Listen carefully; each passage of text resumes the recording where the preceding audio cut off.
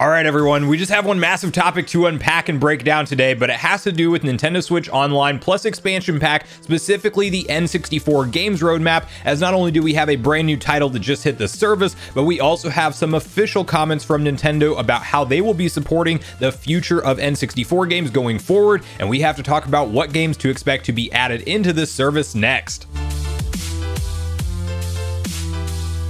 What's up, Nation? If it's your first time on the channel, make sure you join Sunbro Nation by subscribing below, hit the like button on this video if you enjoy it today, and make sure you turn on your bell notification icon so you're kept up to date with all the newest gaming news. Now, as I mentioned, guys, we are just tackling one topic today, but it has to do with all things Nintendo Switch Online plus expansion pack and the N64 games roadmap of the service specifically, because if you're like me, you were probably left wondering what Nintendo would do for the long term of this service as they initially launched and revealed this back in September of 2021 with an initial launch date in late October. And then of course we had the initial collection of games with their commitment to continue to add games to the service with a outlined roadmap of titles we could all expect. And many people, myself included, looked at the spacing of these titles as they started to eventually get added into the expansion pack, and you could figure out that Nintendo is going to support the service with one new N64 game per month, and that their announced roadmap would actually take us through exactly till June, where you would most likely expect Nintendo to hold their historical June Nintendo Direct that we always see them do over the summertime, typically aligned with E3 schedule. And of course E3 was canceled this year and all of that has been called into question, and instead we had a Xenoblade focused Direct and also a mini partner showcase, both solid events but no real mainline communication around first party Nintendo titles, and we have seen them instead do individual Twitter drop announcements with things like a brand new Kirby game and an actual brand new trailer and release date reveal for Bayonetta 3, which of course is a major 2022 title for Nintendo. And so I think you can safely assume that obviously at this point in time, with how Nintendo is going about their announcement schedule in July, we are not going to see a July Nintendo Direct. It is not just pushed back. We are most likely in this kind of drip feed format of announcements from Nintendo until something like the September Direct, where most likely their schedule will kick back into play. And that is where I am setting my expectations for the time being, at least to carry us through this summer window, which we still have to get word from Nintendo on things like Mario Kart, Booster Course, DLC Pass Wave 2. A lot of people, myself included, were also expecting that to potentially drop this week. Maybe we can set our sights till next week now, but you want to space out those DLC packs far enough apart from each other that it makes logical sense. And if they're going to the end of 2023, we were about due for that announcement. That's neither here nor there. Specifically, the NSO N64 game roadmap had an interesting update drop yesterday, as they did officially tweet out that Pokemon Puzzle League is live and available on the service. As you can see, the following posted up on Nintendo of America's Twitter account, where it says, "Become a Pokemon Puzzle Master in Pokemon Puzzle League, now available for Nintendo Switch or Nintendo Switch Online plus expansion pack members." Now from there is where things get really interesting, because if you've been around on the channel for a while, you will know that we talk about how Nintendo is the most unpredictable company out there. They rarely give updates outside of when they're ready to announce them, and I pretty much assumed that maybe we would be in a scenario where we're just hoping for one new N64 game to be added into the service per month, maybe no roadmap updates, which might still be the case, but there was a very interesting tweet reply from Nintendo themselves on this post. As you can see, right beneath the announcement of Pokemon Puzzle League, you have more Nintendo 64 games will be added to Nintendo Switch Online plus expansion pack. Stay tuned. Now, on the surface level, you may see that and think, well, yeah, that's the logical conclusion, because of course Nintendo has continued to support things like NES and SNES library of games. Granted, they become far more sporadic with those updates over the course of time, and the expansion pack is only less than a year old, so I mean, why would they end support so soon? But what I like to highlight here is actually the direct communication from Nintendo, that they went out of their way to type that into Twitter and actually give us some kind of, hey, commitment, like, we're going to continue to support the service. If you are a paying subscriber, there are more games on the way. While they didn't say one per month or that there was a new roadmap update trailer coming or anything like that, it's still reassuring to see them comment on it directly. And while I think most of us out there were just expecting the trickle feed update of one game per month to continue on, there were definitely some that were worried that maybe by the end of this updated roadmap, if we didn't get any more N64 games announced or updated, that they would move on to something like Game Boy Advance, Game Boy Color, Game Boy family of systems in general. And I've always been thinking the earliest we could possibly probably see some kind of announcement around a new family of systems added is most likely at their September Nintendo Direct, where they historically have updated and added in new features to NSO, and that may or may not happen this year. It may be entirely through the next year before we see them announce anything like a new family of systems, and they may actually have a roadmap of up to 38 games like the data mine suggested, which is what I've been expecting for N64 games, and that leaves some banger titles that they can still add into the service. And I'm tempering my expectations to get a longer drip feed of N64 games before we talk about new things like a new family of systems, even though I very much want the Game Boy family of systems to hit soon, and we do know that the emulators are real and working and a project from Nintendo, so I don't think we have to wait too much longer, hopefully, for that to be added into the expansion pack service. So now that we have that direct statement from Nintendo to go off of, that yes indeed they will be continuing to support the N64 library of games in the future, I think there's some interesting talking points to be had on what games should and could be added from Nintendo,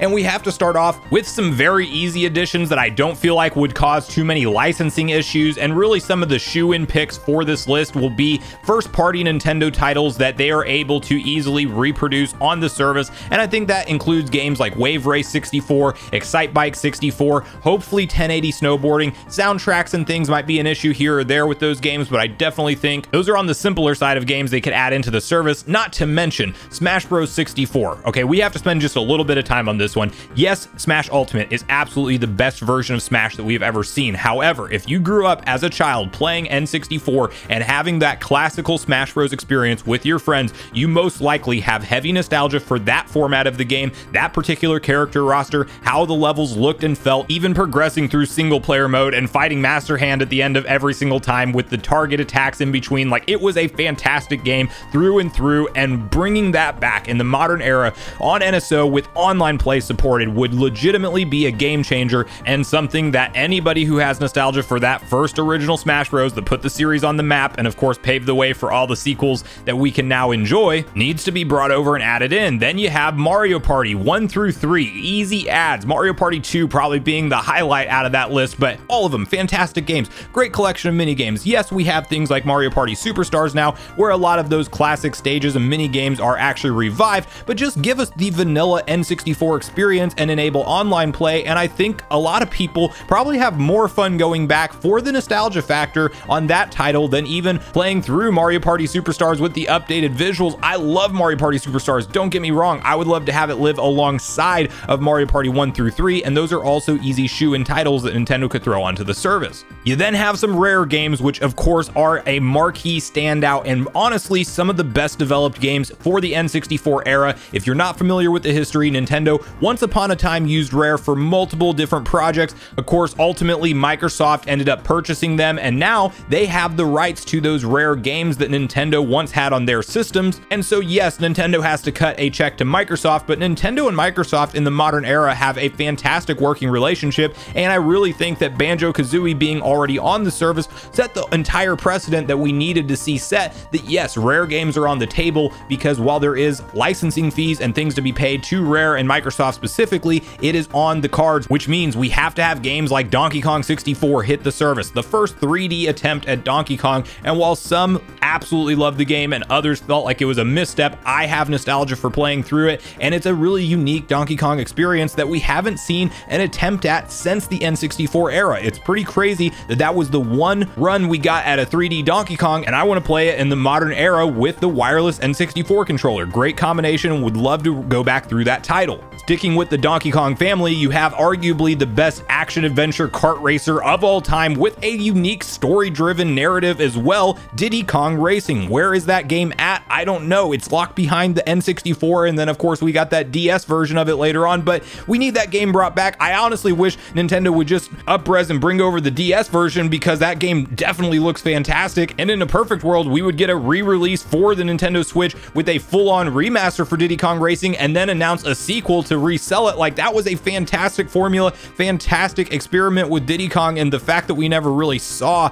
a true successor or attempt at the formula again was really a big misstep in my mind, and I just want to have a easy way to play it in the modern era. Now from there on the rare end, both Conker's Bad Fur Day and Perfect Dark would be excellent titles to see brought over. What will be interesting with these particular ones is whether or not Nintendo will add in an M-rated game to Nintendo Switch Online as part of the service. Yes, it's possible that they will. It's also possible that they just dodge those games entirely due to their rating. And GoldenEye obviously has no shortage of rumors that could be thrown into the expansion pack, or at this point, I can honestly just see it being 2 standalone remasters launching on both the Xbox and Nintendo Switch, as again, back to the rare situation, Microsoft, Nintendo, and MGM all owns rights to this game, and there's no way Nintendo's not going to get their cut of the pie with a GoldenEye re-release. But do they do it as something of just the classic version dropped into NSO? I would love to see that happen with online play. Or do they do something where we get 2 retail standalone re-releases of GoldenEye? That's a coin flip. I'm not sure which way it will ultimately go, and hopefully we do actually see that game, but still one for so many that we have to see brought back in some way, shape, or form, and definitely one of the marquee rare titles that did release in the N64 generation.